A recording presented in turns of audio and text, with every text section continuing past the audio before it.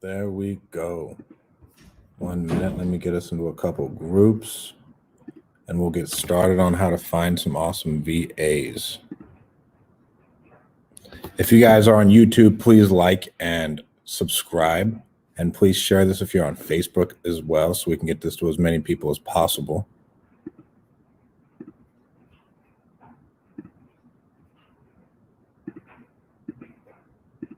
So what we're going to be going over today is we're going to talk about where to find VAs, how to find VAs, how to train them, how to manage them, which is big. A lot of people don't manage them quite right. And then what your VAs can do for you. Our VAs handle mostly everything in my day-to-day that doesn't, take a lot of time, effort, and then even for stuff that takes, I'd say, a lot of thinking power. Like one of our VAs has a degree from UCLA, so she can handle quite a bit of, for lack of better words, more complex things.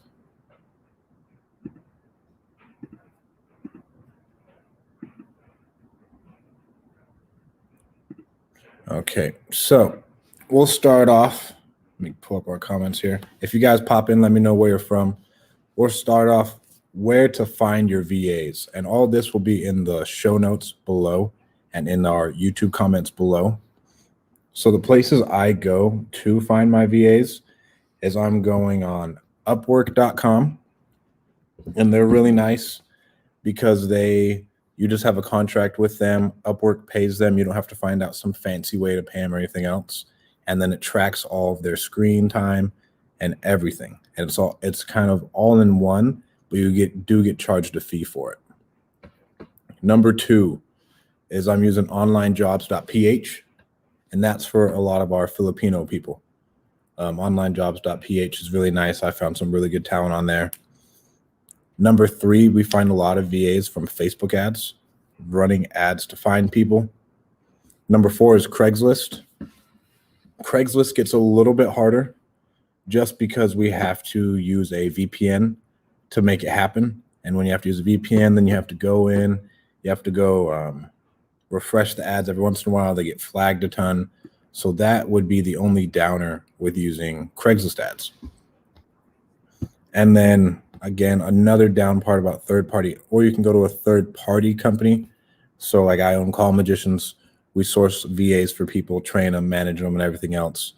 On Upwork, you'll go and you can either choose a freelancer, or there's a bunch of companies on there that say they'll do work for you. And that's awesome as well. It really just depends on what you're looking for. I've gone through several companies for my VAs. I have friends who've gone through companies for their VAs, and I've gone through individuals. It really depends on where you want your time to go.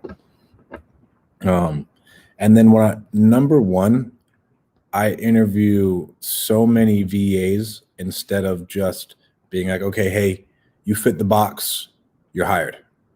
Because I've done that, and then I train them. And then I remember I had one guy already asking me for a raise 2 days into it, and he was throwing a fit. And I was like, okay, well, if you want a raise, we'd agreed at this price and you haven't even produced any leads yet, you can leave. And so you just want to make sure you vet them out and everything else. And then another way to find VAs is once you already have your VA on board, just ask them if they have any friends that are looking for work. And now I have a ton of VAs sending me other people who get interviewed by our staff, seeing if they're a good fit for our company. The VPN. And then when it comes to training my VAs, I got this from Matt Larson and Charles Nguyen. I record everything I do. Then I send it to the VA. I have the VA watch it. And then I go over it with the VA afterwards. And then after that, I will have them create a standard operating procedure. So they'll create an entire document that says, hey, this is what I do every day, and this is step by step how I do it. So that way, let's say they can't come into work one day, or something happens, someone gets sick, we can plug and play them, someone else, and it's like they're never gone. And that has been a lifesaver for us. Because let's say you have a leads manager and you have a ton of leads coming in, at least know you have some cold caller who's decent on the phone. You can be like, okay, this is how you use our systems. This is what you need to say. Here's the scripts. If X, X, and X happens, this is what you do. If these things happens, this is what you do. And at least they can keep going. Trey Franklin. I think we're working with Trey. Aaron.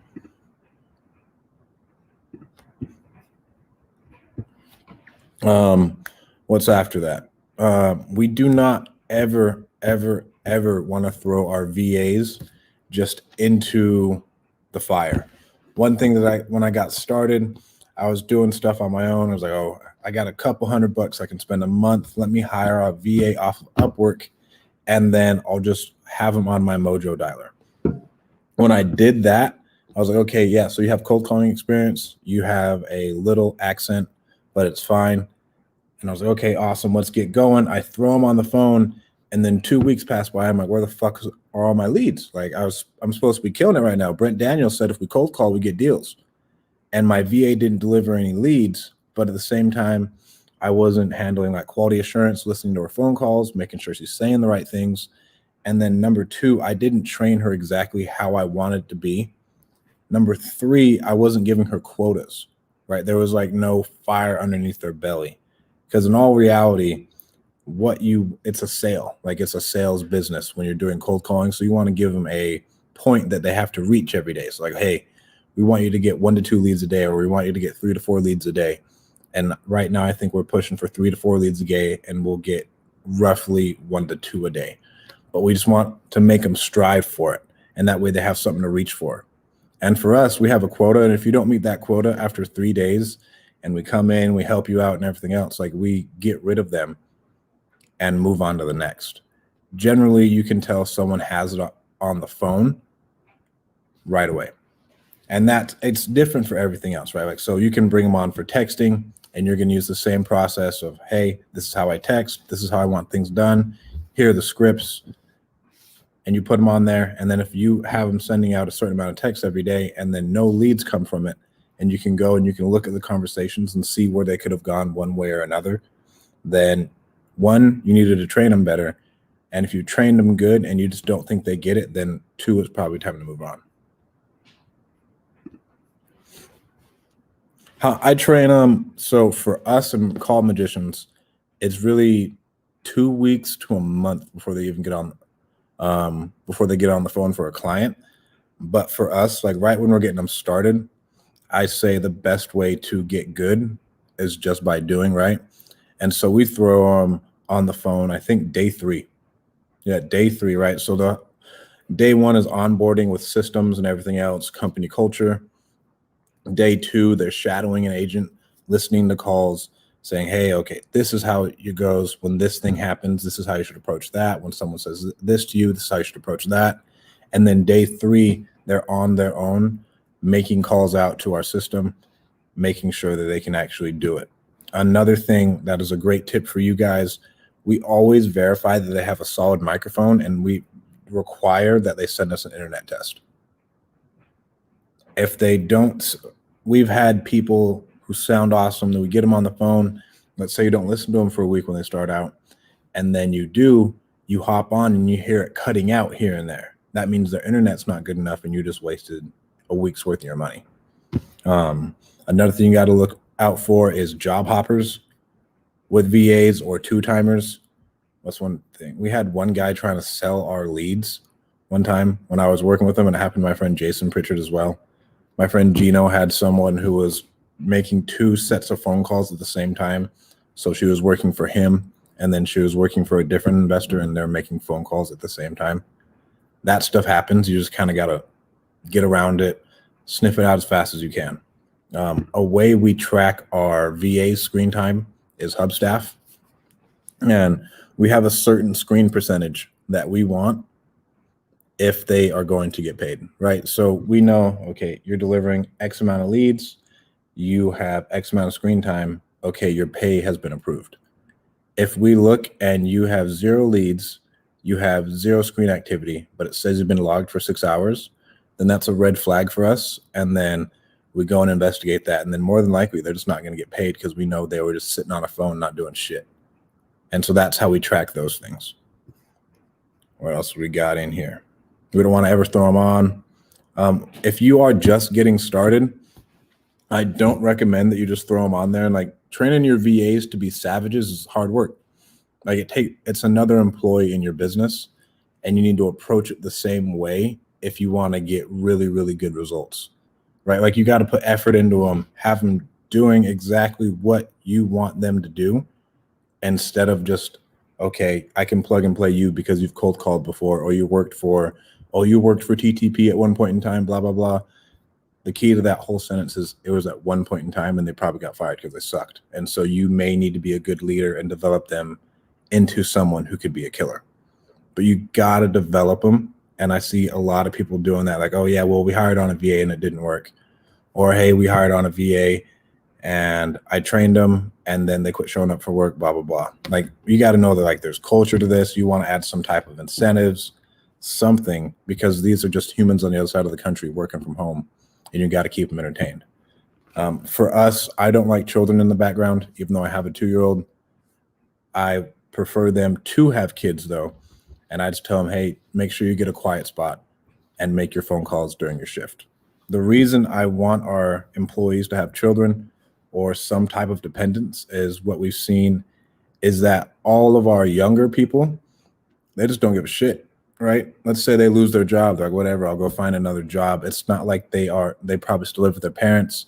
They aren't depending on that income to come in and feed their family, pay rent, do this, do that. You want to make sure, like for us now that we're a full-fledged company, we're making sure like they have goals, what they're trying to accomplish, all these other things. So we at least know that they need the money and they aren't going to do anything stupid. And that has been a really big game changer for us on our front line and with attrition. One thing you should do, Max Jimenez with Steve Trang's partner, I know they do a weekly training with their VAs, and it's really, really in depth with their cold callers. That's an awesome thing to do. If you are going to bring them on yourself, you need to have at least a weekly training, and you need to listen to all of their phone calls for that week at one point in time. For us, we have a daily sales call, and then they get weekly one-on-one coaching. And then let's say someone doesn't get leads for 2 days, then their sales coach will hop on the phone with them and help them get leads. And that's a little bit more elaborate than what you want to set up, but it may be something you want to consider, right? If you're really going to invest some time into your VAs, let's say your VA goes 2 days without leads and it's not like them. You may want to hop on the phone and see if it's your own data. I'm like, okay, well, they are just getting a bunch of bullshit. Or you know what? Some people have down days. And you need to hop on there. And with call tools, you have a whisper option to where you can talk to them and the person they're calling can't hear you, but the caller can hear you. And you need to coach them through those calls to help bring them back to life and instill more confidence in them. That is one thing that has been awesome for us. Set daily quotas, like I said, at least 2 days, 2 leads a day or X amount of dials a day. You want to watch their daily numbers. And so you aren't just going off of your gut and how you feel about them. I mean, I'm not saying you want to be cutthroat, but you want to watch their numbers. And so that way, when you're like, hey, should I fire this person? Should I get rid of them? Do I need to promote them? A Mark Evans thing, like data, not drama. I look at it like, okay, so you've delivered like 2 leads for the last week. So you more than likely are going to get fired. Or, oh, she's killing it. I can look at it right here. She delivered 3 leads a day for the last week. And it's been however many dials. Like, okay, she is just killing it. Let's promote her. Let's give her a promotion. Let's give her some more incentives. I would strongly suggest you incentivize your people. We incentivize them with deals closed. And what else? We have daily competitions within our pods of who can do the best things, who can produce the most leads, who got the hot leads for the day, blah, blah, blah. Just trying to make it competitive. Because if you're doing this right now, you know you're just getting your face kicked in all damn day with people who don't want to do business with you, don't want to talk to you. And so if you can keep it entertaining for them, that's another way. I tell my VAs to play video games, honestly. Like when I was cold calling for myself, I'd be playing like Civilization Revolution or like Destiny or something while I'm cold calling, and then I'd put it down when an actual lead gets on the phone, talk to them, and then let it go from there. We use Hubstaff to monitor everybody, and that's that whole screen activity thing. The screen activity is huge. You want to make sure they're at least at 20% screen activity. If they aren't, that's a red flag, and you should strongly consider like looking into it. If they are at less than 20% screen activity, or if they're at 0%, you want to make sure they always sign in on Hubstaff on their computer and not on their phone, because that a lot of people overseas like, oh, I don't have a computer, I can use my phone to make the calls, but then you cannot monitor what's going on over there. And Hubstaff takes screenshots of their screen as they're going. You want to make sure not double timing you. And then when it comes to paying your VAs, we use Payoneer and we use PayPal. PayPal has been really good. The fee, we put all of our fees on the VAs. We treat them as independent contractors, and we do the same thing with Payoneer. All the fees go on the VAs as well. And then if you hire someone off of Upwork, again, you don't have to worry about tracking or payment because they handle all of it. I've had Upwork give me refunds because they found out that someone was cheating me, and Upwork sent me all my money back, and I didn't even know they were cheating me. I thought they were doing a good job. And Upwork was like, okay, sorry this happened. Here's your money. We'll be moving forward. Does anybody have any questions? I know we have a couple people on here of like how to manage them, what's the best rate to pay them, and everything else. Let me see here. Upwork, Facebook ads. And then I have no idea how you want to classify them. When you pay them, I write it all off as marketing costs, but I am not a CPA. All right, guys. Well, thank you so much and have a great day. Please like, subscribe, and share this so we can get it to more and more people.